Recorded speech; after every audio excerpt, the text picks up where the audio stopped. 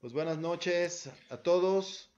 Un gusto volvernos a encontrar, una gran consolación en esta charla de Indomables. Como ya saben, este programa que pretende resaltar este espíritu en cada una de las personas, en los invitados, y lo controversial que puede llegar a ser en la inserción social en los que cada uno se presenta. Y pues en esta ocasión tenemos una gran amiga, Cristina Auerbach, defensora de derechos humanos, una trayectoria pues muy bonita de acompañamiento pues a toda la minería del carbón, especialmente al caso Pasta de Conchos, a la familia Pasta de Conchos, todas las personas, las familias afectadas por esta explosión generada en el 2007, ¿verdad? Pues ya unos 6. años, sí, 2006.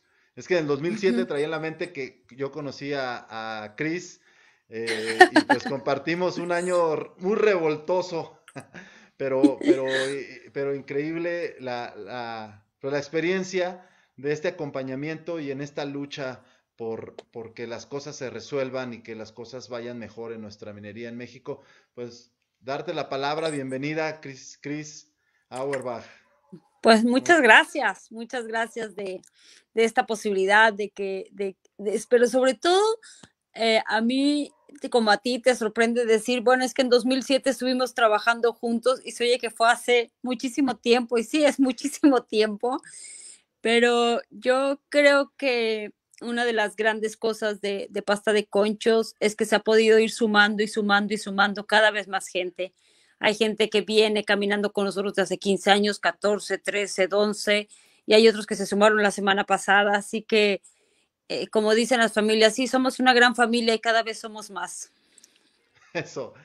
Pues, ¿cómo llegaste a Pasta de Conchos, Cristina, para poder entender pues esta lucha? ¿De dónde surge? Pues nos puedas platicar un poco de tu vida, un poco de esas experiencias pues significativas que te hicieron sacar el espíritu indomable para buscar algo más, ¿no? Mira, yo lo que puedo decir de mí, que creo que ayuda mucho en los casos de defensa de derechos humanos, es que desde muy chiquita siempre quería saber por qué sucedían las cosas. Es decir, siempre esas explicaciones de por qué dice mi mamá o por qué dice mi papá, a mí nunca me terminaron de convencer, ni porque lo decía mi abuelita, la cual yo adoraba, tampoco tenía como mayor sustento científico aquello, ¿no? Entonces siempre desde chica buscaba papeles, buscaba documentos, buscaba en enciclopedias, esas que antes habían cuando no teníamos internet, esos libros de enciclopedias, y siempre andaba buscando por qué sucedían las cosas, ¿no? Y creo que eso ayuda mucho a la hora de documentar un caso, el preguntarnos por qué pasó lo que pasó. Y eso creo que lo traigo desde desde muy niña siempre querer saber por qué pasan las cosas. Y, y como muchas sospechas siempre de cuando la respuesta apelaba a la autoridad, ¿no? O sea, porque tu papá dijo, porque tu mamá dijo, porque así es, porque Dios dijo, o sea, todo el mundo decía, pero nadie probaba nada, ¿no? Entonces, también eso me generaba como mucha sospecha cuando me decía alguien, es que explotó porque el gas se acumuló, ah, y se enojó, o qué le pasó al gas, o sea, por qué se acumuló? ¿No? O sea, no dar por hecho las cosas, sino preguntarlas, incluso cuando ya intuyes la respuesta o cuando tienes datos, ¿no? Entonces creo que eso lo traigo desde siempre, siempre. O sea, yo me acuerdo de niña, cuando yo quería saber algo, literalmente hacía juntas con mis hermanos para preguntarles sobre algún tema, y si no los ponía a investigar o a buscar papeles o cosas así, era una pesadilla. Entonces, bueno, siempre he traído eso. Este, y Sí, creo sí. que cuando yo llego a Pasta de Conchos, yo tuve la fortuna, como tú, de colaborar con el Centro de Reflexión y Acción Laboral, con el Cereal en México.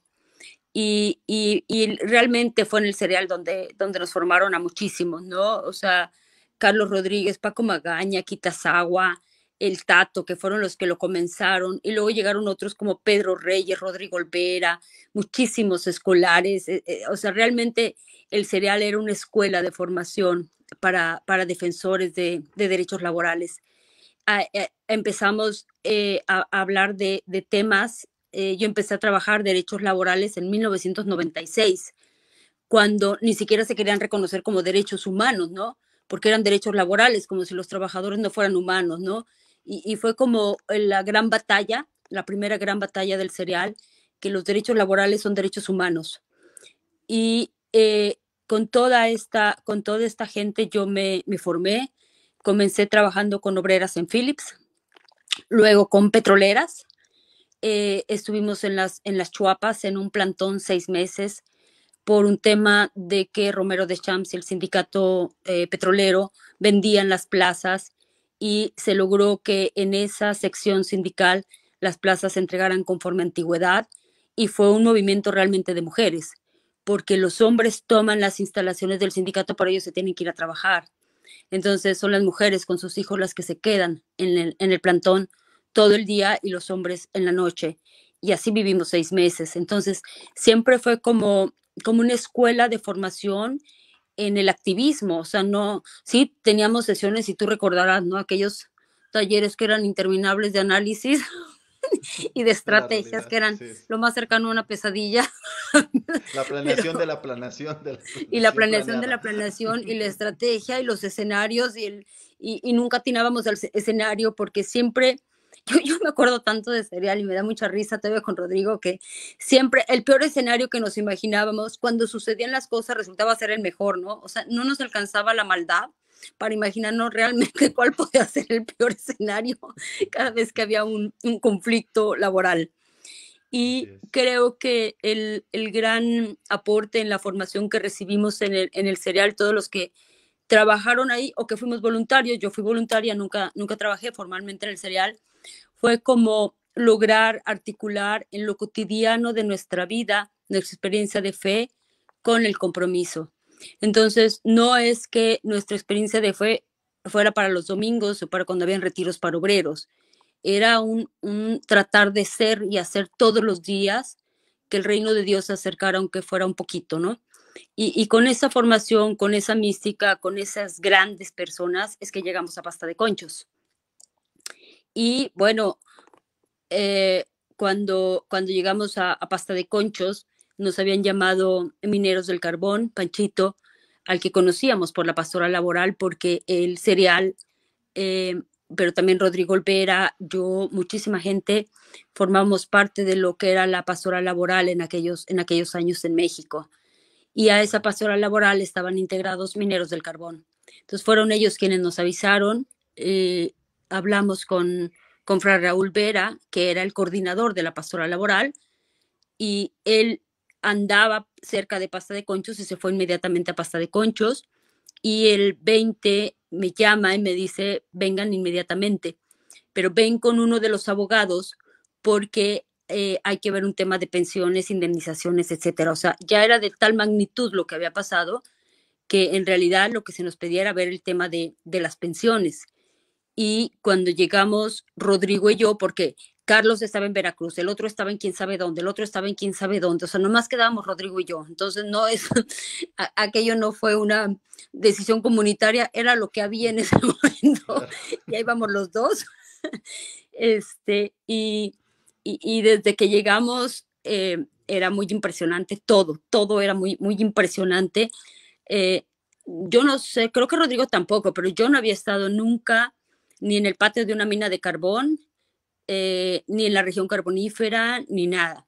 Mi horizonte de país terminaba en Saltillo y en Torreón, ¿no? Hasta ahí llegaba más o menos. Y de algún Así modo es.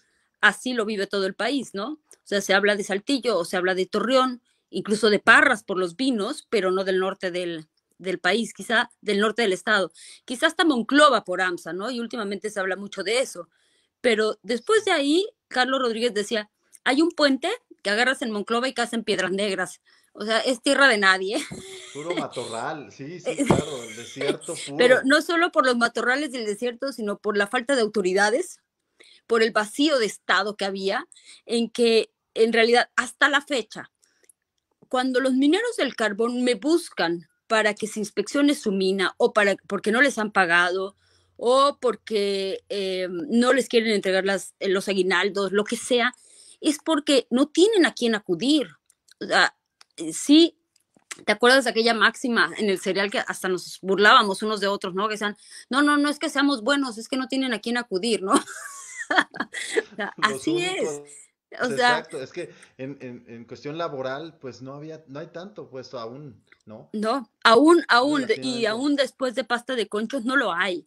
Es decir, la mayoría de los abogados laboralistas, quizá excepto los que yo conozco como Manuel Fuentes, Rodrigo Olvera, a los que tú conoces, Ujú. la mayoría están asesorando sindicatos o en la agenda sindical o en la agenda laboral, pero, pero no con los trabajadores, ¿no? Y yo creo que esa es como la gran diferencia, que nosotros no trabajamos con los sindicatos, sino con los trabajadores. Si los trabajadores están de acuerdo o no con su sindicato, ese es otro tema. Para nosotros Claro. el tema eran los trabajadores y el que mejoraran sus condiciones, su esperanza de vida y sus relaciones interpersonales, ¿no? Y yo creo que eso es lo que hace como la gran diferencia entre los defensores de derechos humanos laborales y los abogados laboralistas, ¿no? Sí, yo creo que este tema de la minería es poco escuchado, poco entendido por la sociedad entera. Creemos que las minas fueron hace 100 años, que no tenemos ese acceso, no hay en las redes, en los medios, información, imágenes tan claras de qué se vive en una mina. Y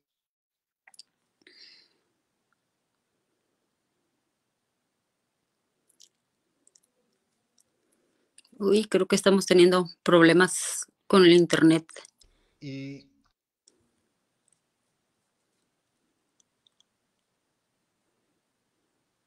todos nuestros hermanos del norte en una mina como creo que esto del 19 de febrero, para ser exacto, del 2006, ¿qué hay detrás de ese 19 de febrero, Chris? Que si nos puedas como expander la visión porque es difícil entender la minería.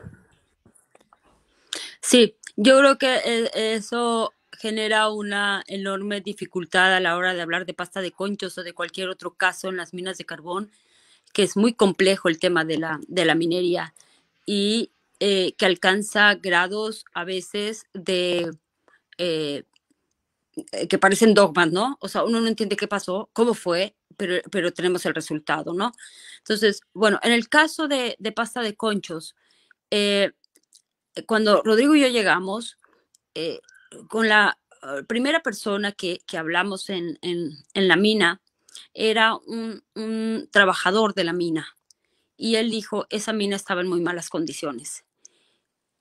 En ese momento no alcanzas a entender la magnitud de lo que quiere decir malas condiciones. Porque si tú ves un carro viejo que está en malas condiciones, el carro funciona y te lleva y te trae aunque esté en pésimas condiciones. No le va a pasar nada, ¿no? Lo peor que puede pasar es que te deje tirado y se Exacto. acabó, ¿no? Eso es como malas condiciones, ¿no? Si un sillón, una licuadora está en malas condiciones, Así pues es. puede romperse o puede no funcionar, pero no va a pasar a más.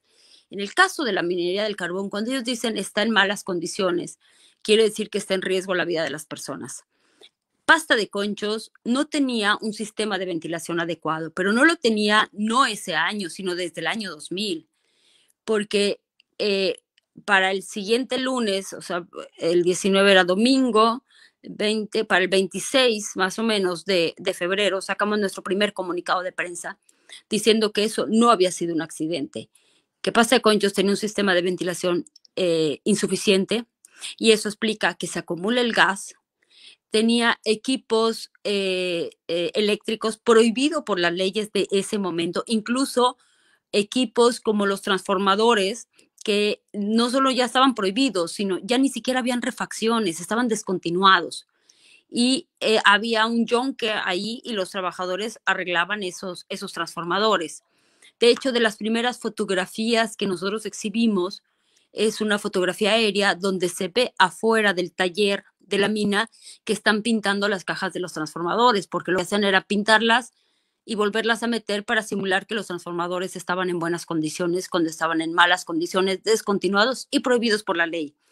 Entonces, tienes equipo prohibido por la ley, habían máquinas de soldar abajo, no una, sino cuando menos dos, y en principio está prohibidísimo, prohibidísimo soldar, pero en caso de que se hace,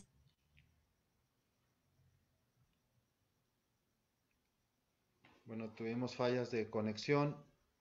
Esperemos un momento a ver si Chris puede reanudar la conexión. Estamos profundizando en la situación Perdón, me de sacó y fondo. ya me regresó. Sí, seguimos, sí, Chris. Es, Fue para agarrar aire. sí, claro, claro. Entonces, y además de eso, la mina no era como decía Grupo México, ¿no? México decía que eran unos cañones de ladrillo con cemento, etcétera. No es cierto. Esa era la entrada a la mina. La mina es tal cual un hoyo negro, como ustedes los ven en las fotografías, con pilotes de madera, en algunas partes con vigas de acero, en otras con pilote. Quitaban las vigas de acero y se las llevaban a las frentes de trabajo para bajar costos. Entonces, no se podía calificar lo que sucedió en Pasta de Conchos como un accidente. Es decir, un accidente es un evento fortuito. Es decir, están las condiciones para que no suceda, pero llega a suceder. Eso es un accidente. Si no hay las condiciones, eso no es un accidente, es un siniestro. Y desde ahí empezó el pleito, ¿no? En cómo calificas la muerte de los trabajadores. Y esto tiene que ver con lo que yo decía de preguntarnos por qué pasan las cosas. Es decir, si uno lee los periódicos, como decían, explotó la mina porque el gas se acumuló, no había ningún responsable de nada, ¿no? Pero si uno se pregunta por qué se acumula el gas en una mina y explota, entonces aparecen todas estas deficiencias que no se ven a la luz pública y que logramos con los familiares, con las actas de inspección, con los mineros, sacar a la luz, ¿no? Y eso hace que por primera vez en la historia de esta región, donde han habido más de 3,000 muertos, se abra una investigación que obviamente no va a ningún lado y hasta la fecha no va a ningún lado, pero eh, creo que hubieron así como dos grandes o tres grandes aciertos en Pasta de Conchos. El primero fue sacarlo de la mina, irnos a la Ciudad de México, ¿no? Y empezar a tener manifestaciones y movilizaciones y misas cada mes afuera de Grupo México durante años para informar a la sociedad de lo que había pasado en esa mina. Entonces, no lo dejas aislado en ese enclave minero que era la región carbonífera, donde subías el puente en Monclova y bajabas en Piedras Negras, ¿no? Es decir, lo sacamos de ahí para que no quedara enterrado ahí junto con los mineros. El segundo acierto es en el año 2010, cuando llevamos el caso a la Comisión Interamericana de los Derechos Humanos, ya con el Centro PRO. Y el tercer gran acierto ha sido como regresar a esa región y vivir yo allá y poder tomar todo el tema de la minería del carbón, no Pasta de Conchos, sino de lo que sucede en la minería del carbón, en donde después de Pasta de Conchos han muerto más de 120 personas. Nunca, nunca, ni en Pasta de Conchos, ni en ningún otro caso se ha castigado a nadie. Nunca en la historia de esta región se ha castigado a nadie por la muerte de los mineros, aunque probemos que operaban de forma clandestina. Es increíble la impunidad en torno a la minería. Y ahí sí tiene que ver, creo yo, con que socialmente, y eso sí es un llamado a todos y a todas, socialmente hay, siento yo que hay un enorme desprecio por los trabajadores. Es decir, si tú hablas de los trabajadores petroleros, piensan en Romero de Champs. Si hablas de los trabajadores mineros, piensan en Napoleón Gómez Urrutia. Si hablas de los maestros, piensan en el Bester Gordillo, como si todos los trabajadores fueran el Bester Claro. Gordillo, Napoleón Gómez Urrutia y Romero de Champs, ¿no? O como si por pertenecer a ese gremio fueran una bola de corruptos. Y no es así. Pero sí socialmente siento que, que no tenemos ninguna empatía con los trabajadores. Y Claro. eso hace que sea muy difícil posicionar los temas como el de Pasta de Conchos o como los trabajadores de Notimex ahora o mañana los petroleros que siguen exigiendo que haya democracia sindical, ¿no? Entonces, ¿por qué? Porque los asocias a los dirigentes y socialmente tenemos muchos prejuicios con los trabajadores. Sí, creo que también otro tema que se ha venido como valorando un poco más es el papel de los migrantes, ¿no?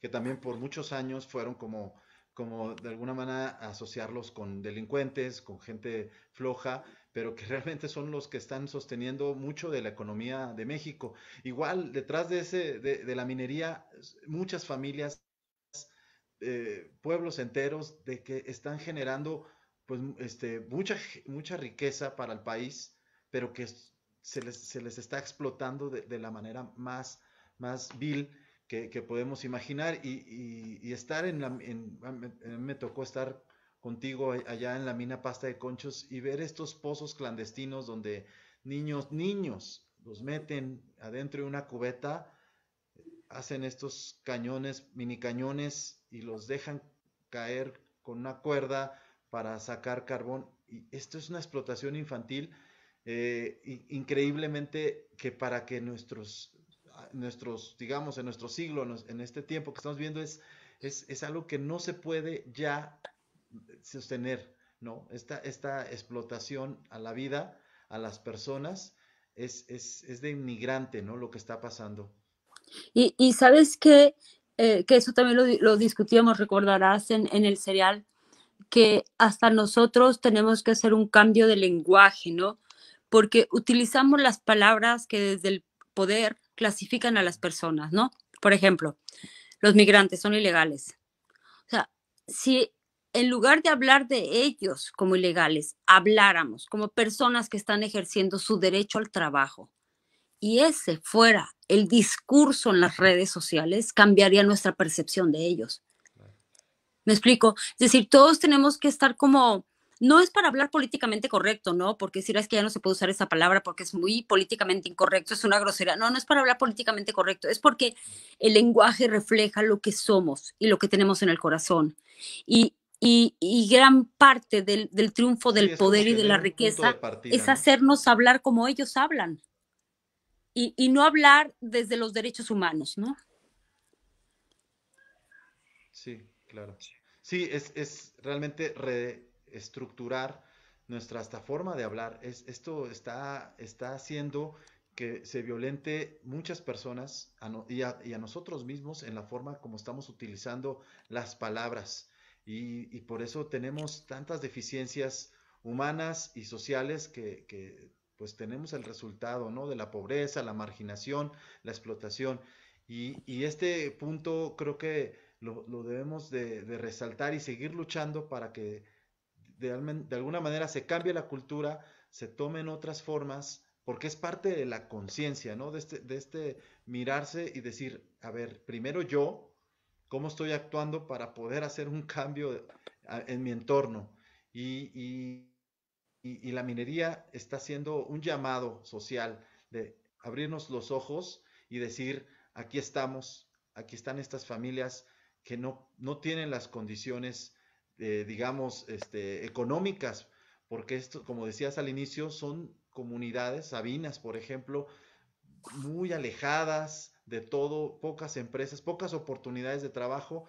El narcotráfico ha hecho de las suyas en este sentido en los jóvenes. Entonces, es necesario poner los ojos y la mirada en Pasta de Conchos y que no se ha logrado. ¿Por qué, Cris? ¿Por qué 2006 estamos hablando? ¿Qué ha pasado aparte pues, de la corrupción que se ha dado? ¿Qué ha pasado además de 15 años? Bueno, Esperemos que no eh, más. yo creo que sí van a pasar más, pero bueno, yo creo que los primeros años, obviamente, con Calderón se abre la minería a los extranjeros, en especial a Canadá. Es con Felipe Calderón cuando empiezan a llegar las empresas canadienses y llegan ya hasta con un sindicato que es el sindicato de Napoleón Gómez Urrutia, ¿no?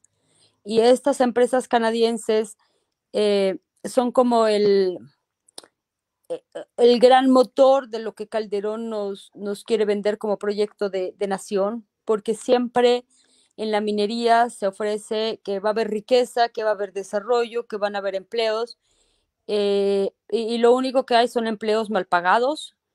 Eh, Ahora vean ustedes lo que está pasando con First Majestic, esta empresa que también está en Coahuila con una mina que se llama La Encantada. Bueno, yo a esta empresa le tengo registrado 6 fallecidos. 4 de ellos mueren por no tener equipo de seguridad. Uno muere por un caído y otro, pero además este que muere por un caído ni siquiera estaba registrado en el Seguro Social. Y otra persona que murió, una mujer, eh, muere en un accidente de trayecto, en trayecto, y la empresa no se lo reconoce porque no ven en el camión con los trabajadores. Pero otra vez se pregunta uno, ¿por qué no ven en el camión? Pues porque resulta que ella sale tarde de su turno porque la entretienen. Y entonces se regresa en carro con unos amigos y el carro se accidenta y ella muere. Y entonces la empresa no lo reconoce. Bueno, esta es First Majestic, ¿no? Que saca miles de millones en oro que luego el gobierno de México le tiene que comprar para sus propias reservas, ¿no? Entonces, sino, a ver, o sea, es una locura. Y además no quiere pagar impuestos y ahora ya va a un tribunal para no pagar impuestos. Es decir, creo que en el tema de la minería, en toda la minería, hay que dar un manotazo en la mesa. Si se tienen que nacionalizar las cosas, se tienen que nacionalizar, como el litio. No pueden hacer con el litio lo que hicieron con el oro, lo que hicieron con la plata y lo que hicieron con el carbón. Ya no se les puede entregar a los extranjeros. ¿Por qué? Porque es un recurso estratégico. Es decir, eh, tiene que cambiar la visión que tenemos de la minería, porque ahora es en nombre del libre comercio. Ahora la minería del carbón nos dicen es en nombre de la soberanía energética. Yo digo que qué, pero es lo mismo que han estado haciendo todos los anteriores. Si yo ahorita les paso una foto, Fernando, de un pozo que tú hayas visto en 2007, otro de 2010, otro de 2015 y otro de 2021, no notas la diferencia entre uno y otro. Si te muestro al trabajador saliendo de trabajar, no notas la diferencia entre el PRI, el PAN y Morena, ¿no?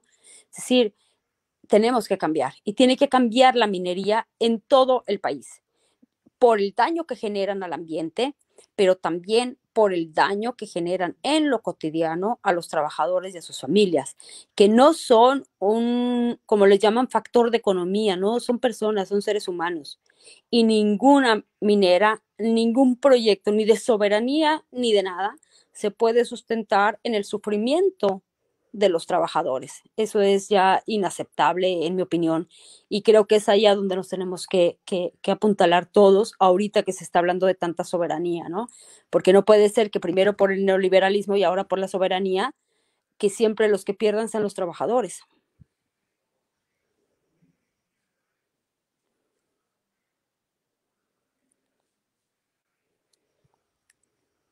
Entonces, se volvió a pasmar.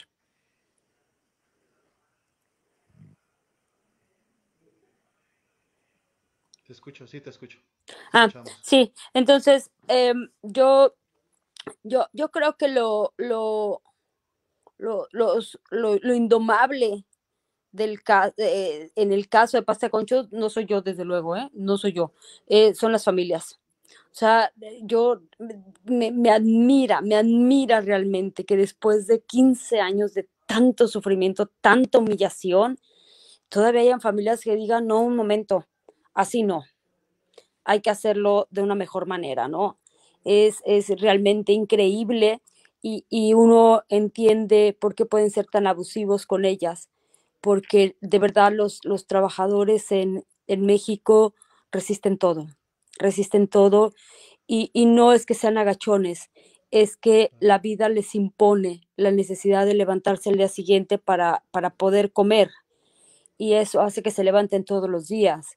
Y a mí me admira que después de 15 años muchísimas familias digan, no es aceptable que Andrés Manuel esté diciendo que van a haber medidas de no repetición y en febrero hayan muerto 2 personas en minas de carbón, ¿no? O que estemos viendo minas que están operando en condiciones peores que Pasta de Conchos, cuando nos están diciendo que se van a tomar medidas de no repetición.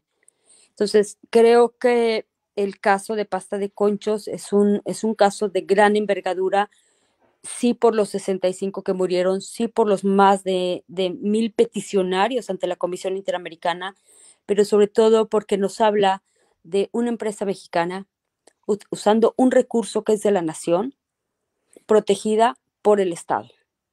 Y ahí sí, hasta Morena, con Andrés Manuel, porque a 2 años de que él se comprometió a hacer el rescate, no inician las averiguaciones, ¿no? Y él dice el otro día, el 19 de febrero, bueno, pues si las familias quieren denunciar, pues que denuncien, ¿no?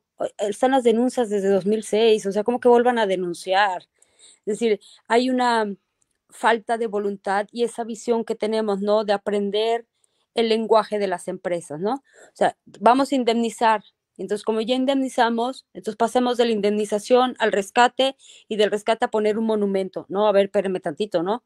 Entre rescate y monumento queremos saber quiénes son los responsables y que se les castigue. ¿Por qué? Porque, como dicen las familias allá, si no logramos sacar a los muertos, a los que están en pasta de conchos y que se les haga justicia, no vamos a poder sacar a los vivos. Es decir, ¿cómo peleamos por una minería que sea segura, que sea legal y que sea justa, si ni siquiera en el caso de pasta de conchos se hace justicia, ¿no?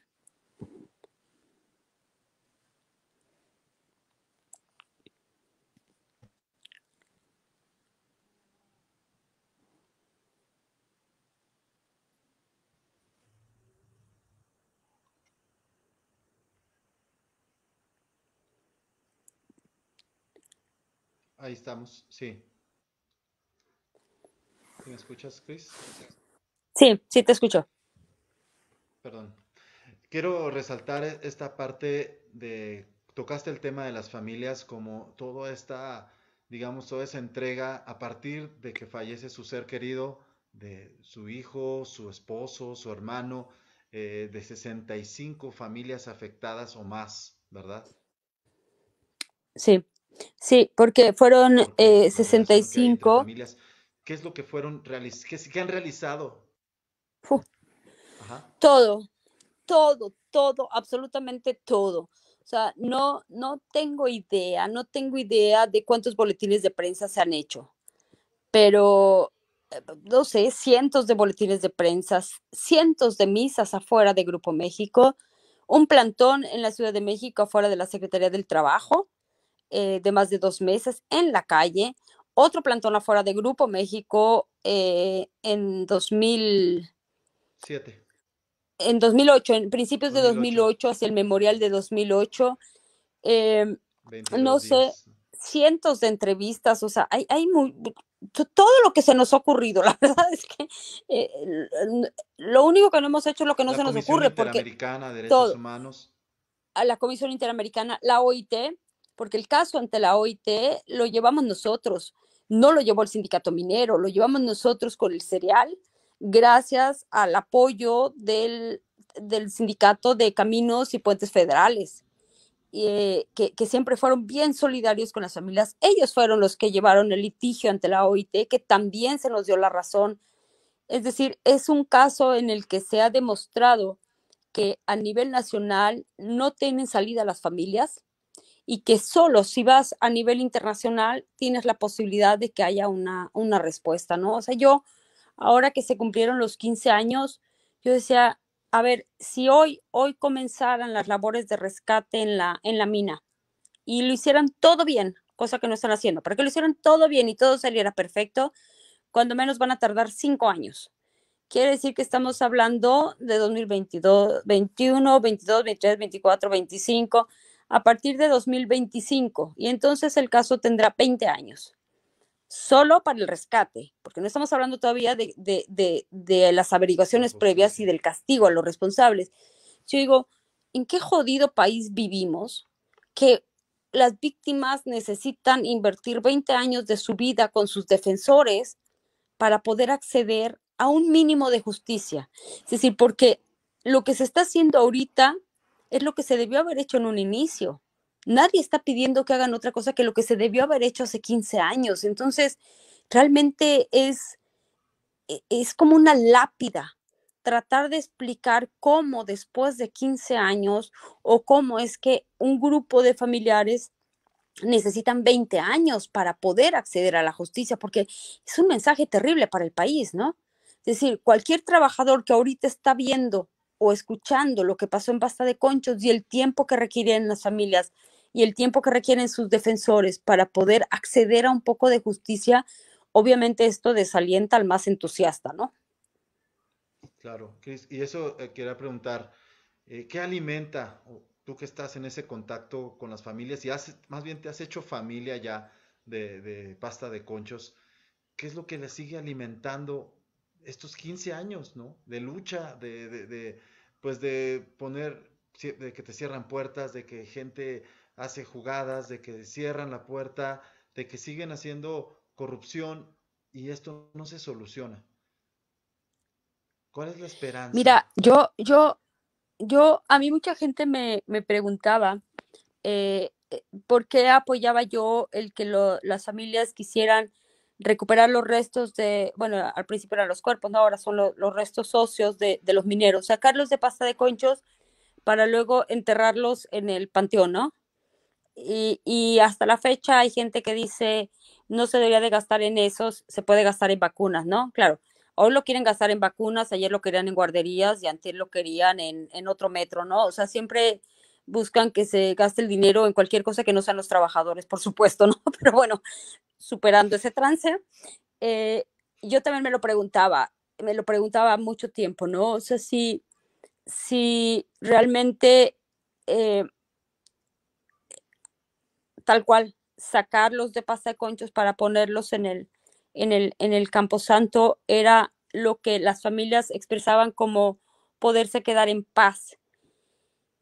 Y, y ya cuando yo vivo allá y que los empiezo a conocer y que conozco cómo funciona la minería del carbón, cómo actúan los empresarios, cómo actúan las autoridades, en todos los casos, porque en el de pasta de conchos es porque no les entregaron los restos, pero a ninguno han castigado por la muerte de ningún minero. Es más, CFE ni siquiera les quita los contratos, ¿no? Aunque la mina sea clandestina, aunque no tenga medidas de seguridad, le sigue comprando el carbón. Entonces hay como un sistema de incentivar que aunque los mates no pasa nada, ¿no? Y, y yo veía y decía, a ver, las concesiones son yacimientos de un mineral que el Estado entrega a una empresa.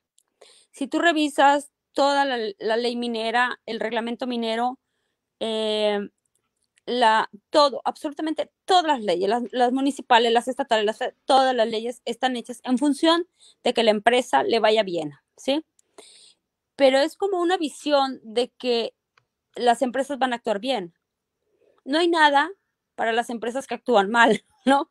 Todo es porque nos va a ir bien a todos, ¿no? Entonces, eh, las leyes están hechas para ellos, los yacimientos son de ellos, el capital es de ellos, las ganancias son de ellos, pero en la región carbonífera los medios de comunicación son de ellos, las alcaldías son de ellos, los exgobernadores también son empresarios del carbón, regidores, diputados, el dueño del restaurante de hamburguesas, el dueño de la tienda de las pinturitas de uña, todo, absolutamente todo es de ellos.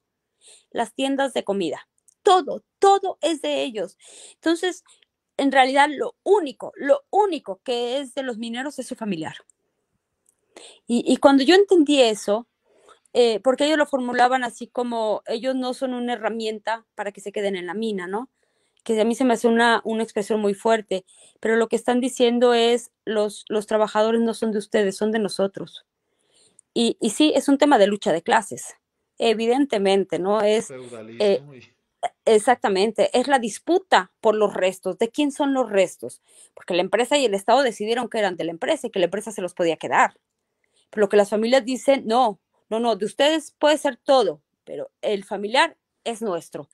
Y a mí cuando eso me hizo como clic en la cabeza y en el corazón, dije, este tema no se puede cerrar. O sea, no hay dinero, no hay obra de infraestructura, no hay tamaño de monumento, no hay nada, nada con lo que puedan convencer, sobre todo a los familiares de sangre, a los hermanos, a los hijos, a los papás, a las hermanas, a las abuelas, de que su familiar se lo queda a una empresa. Eso es inaudito en la minería.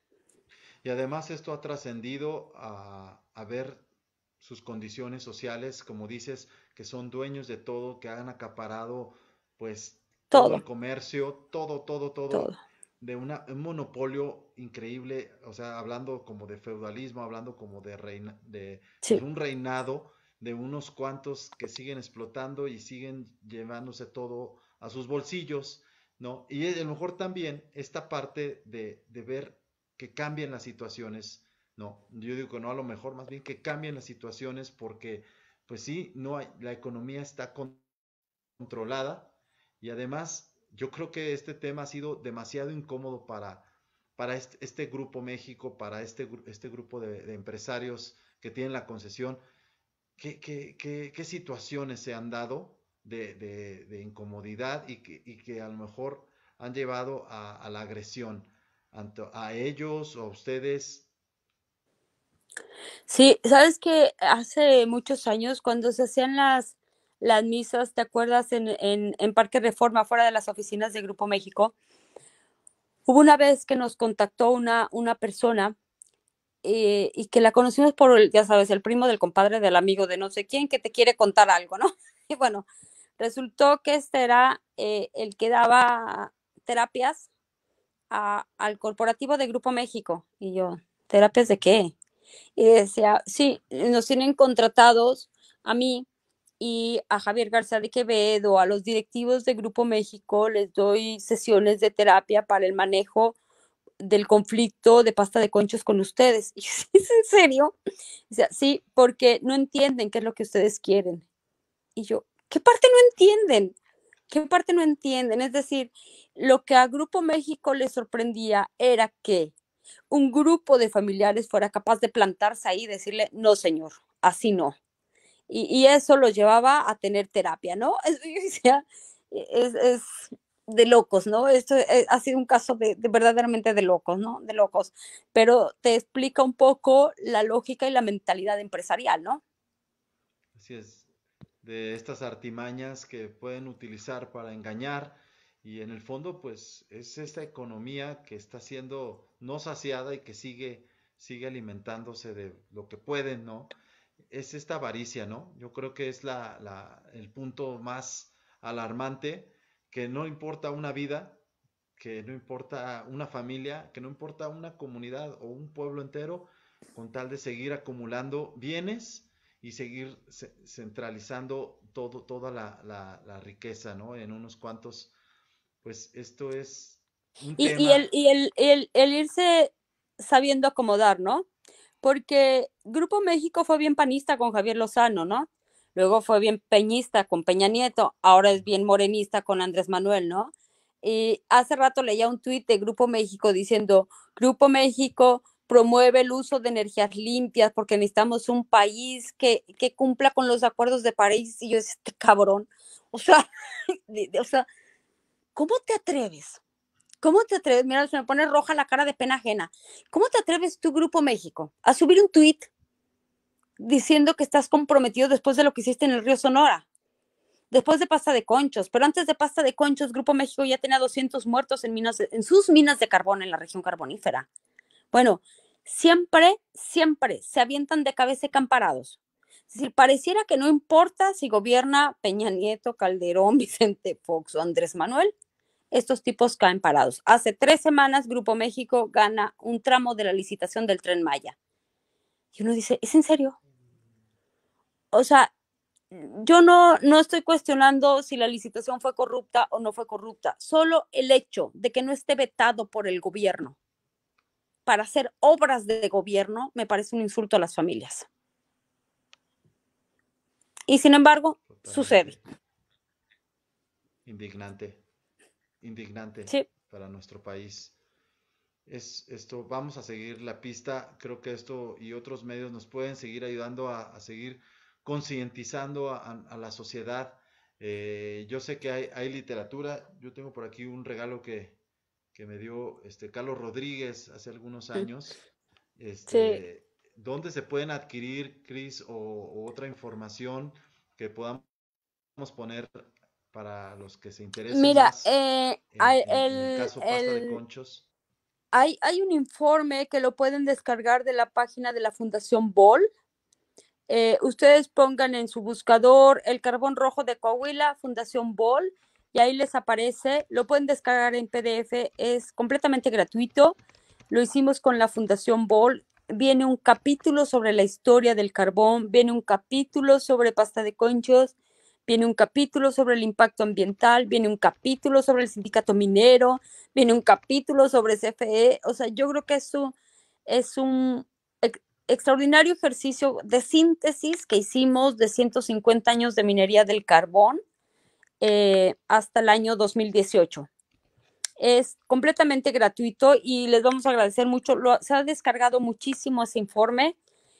Incluso pueden escribir a la Fundación Bol quienes estén en la Ciudad de México y pueden ir a recoger un ejemplar, se ponen de acuerdo con ellos, tiene unas fotografías impresionantes, es un informe bellísimo en su estructura y creo que a todos nos haría muy bien leerlo para sensibilizarnos, porque aunque se habla del caso de Pasta de Conchos como un caso emblemático y ya sabes, ¿no? Un caso histórico, yo decía, bueno, ¿en qué momento pasamos de ser un caso normal a ser emblemático e histórico? Bueno, pues por 15 años de resistencia, ¿no?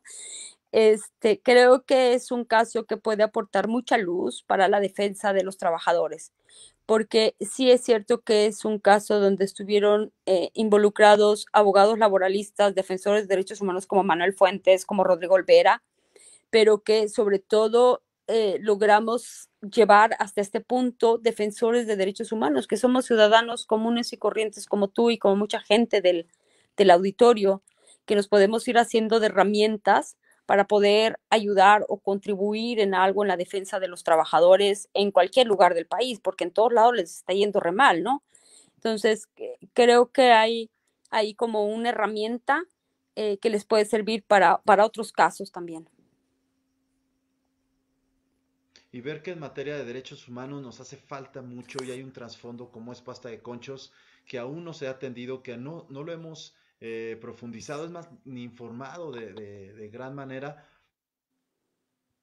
para poder reflexionarlo y ver cómo nos puede dar pistas de cómo está nuestro México, de cómo está la situación de derechos humanos. Y creo que a veces estamos como en otras búsquedas o en otras luchas que no tienen tanto eco, tanta situación de realidad como es Pasta de Conchos. Y creo que también lanzo la invitación a todos los defensores de derechos humanos que miren la cuestión laboral de nuestros trabajadores en México, que ahí hay muchos jóvenes que están estudiando, que están saliendo de maestrías en derechos humanos, pongan el ojo en esta situación que está detrás.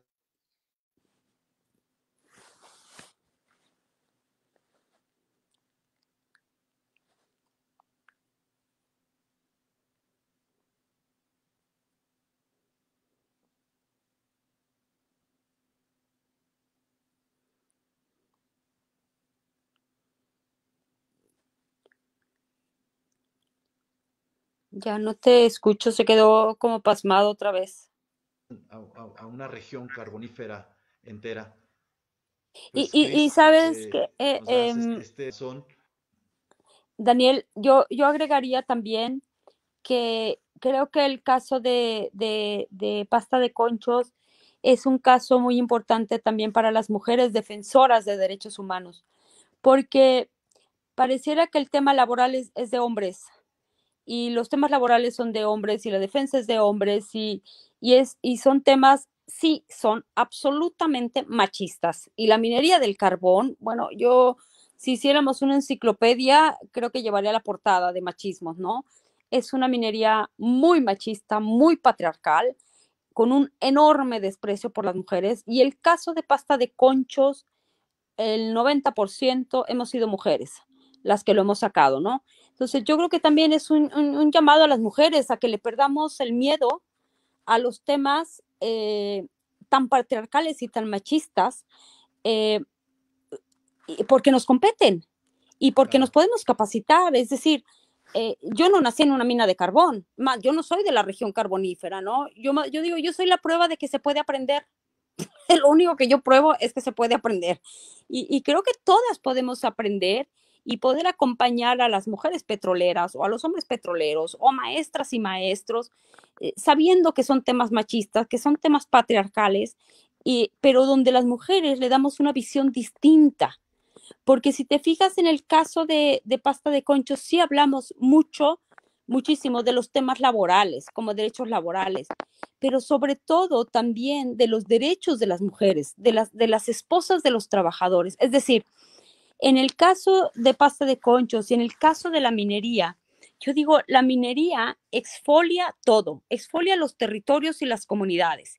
y les quita las vías de comunicación y les quita el agua y les quita la tierra que sirve para cultivo y entonces las vuelven minas a cielo abierto y les exfolia el sentido comunitario. ¿Por qué? Porque llega gente de afuera, rompen la dinámica comunitaria, meten prostíbulos, cantinas, etcétera.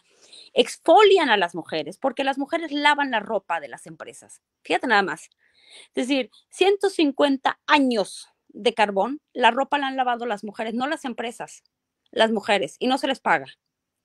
Exfolian la salud de las mujeres y los cuidados de las mujeres, porque cuando se accidenta un trabajador son las mujeres las que lo cuidan. Y nada de eso se ve reflejado en los salarios. Entonces, no solo es un asunto del que va y entra a una mina a trabajar, es un asunto de la familia. Porque ¿cómo es posible? ¿Cómo es posible que trabajen 20, 30, 40 años en una mina de carbón y lo único que les quede al final, si sobreviven, es un cuerpo totalmente dañado, dañado de los pulmones, dañado de la columna, de las rodillas, de las cervicales, de cargar, de estar agachados, y una pensión de 2,500 pesos al mes? ¿Cómo es posible que eso esté pasando ahorita? Bueno, esos 2,500 pesos al mes y eso que vemos en el trabajador que entra a una mina a laborar, eso tiene un efecto familiar. Claro, totalmente de acuerdo. Y sí, digamos, esta charla que iniciamos en este mes de marzo, conmemorando a las mujeres, por lo que hicimos hacer contigo y para todas estas mujeres que nos están escuchando, que hay mucho que reflexionar, hay mucho que actuar, sobre todo en este ámbito laboral, en defensa de los derechos humanos. No solamente son los mineros, sino que hay detrás de estos mineros, y nos lo acabas de resaltar mucho, es estas mujeres que acompañan, que cuidan, que sanan, que apoyan pues todo el desgaste que hay de un minero al entrar a una mina desde, desde la madrugada hasta la noche, ¿no? Porque son jornadas totalmente inhumanas, que las mujeres son ese sostén y ese soporte para estos hombres, ¿no? Y sí, estás apuntalando algo muy, muy, Y muy creo que importante. en eso que hablábamos al principio del lenguaje, de la forma en cómo nos expresamos, ¿no? En lugar de hablar de migrantes ilegales, hablar de personas que ejercen su derecho al trabajo. También creo yo que en términos laborales y de legislación y de las leyes del seguro social se tiene que cambiar el lenguaje. O sea, a mí me resulta ya sumamente ofensivo, por ejemplo, que la ley del seguro social diga que los beneficiarios, esa es la palabra, beneficiarios de la muerte del trabajador serán la esposa, la concubina o los hijos. Es que cuando la primera vez que yo caí en la cuenta de eso con Elvira Martínez, la viuda de Jorge Vladimir, ella me decía, ¿en qué me beneficié? O sea, ¿por qué me hablan a mí y me dicen que soy beneficiaria de los derechos de él? Eh, Como si hubiera un dolo o algo que a mí me hubiera deseado como la muerte de él para yo beneficiarme de sus derechos. No, es que no se puede seguir hablando de los beneficiarios de los derechos laborales porque detrás de esos beneficios hay una tragedia.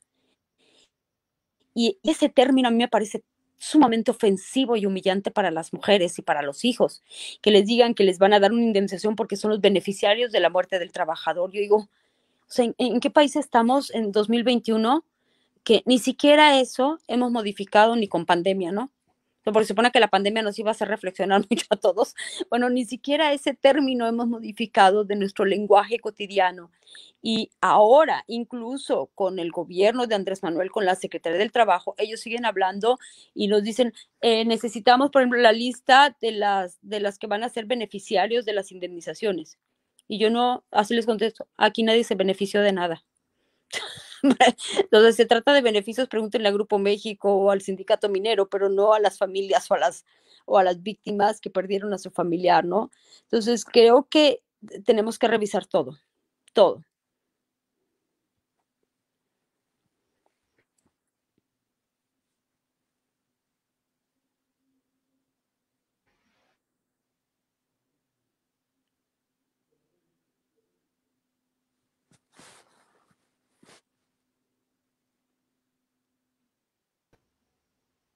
Ahí nos escuchamos, ahí estamos de vuelta. Ahí está.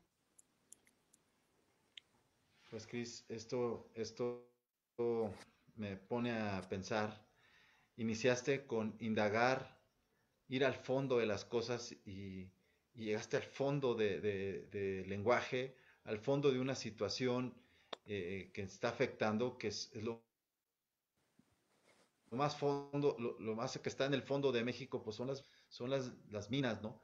Que en el fondo podemos encontrar tantas cosas que se necesitan cambiar para que resurja otro México, resurja otra conciencia como mexicanos y que se nos valore desde los más pequeños, los que están en el norte, los que están en cualquier trabajo, que sea un trabajo digno, valorado por todos, primero por nosotros, no esperar que el gobierno lo valore o las empresas, las instituciones, sino como nacionales, como paisanos, ser esa fraternidad y realmente reconocer el esfuerzo y el trabajo de cada uno de los mexicanos.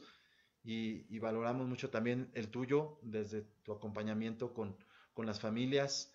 Te agradezco mucho, mucho lo que has abierto nuestro corazón, nuestra mente en este tema tan necesario que está sucediendo y que ojalá sumémonos para que esto se haga justicia, para que cambien las condiciones, para que pongamos todos un granito o mucho de nosotros para el gran cambio, ¿no?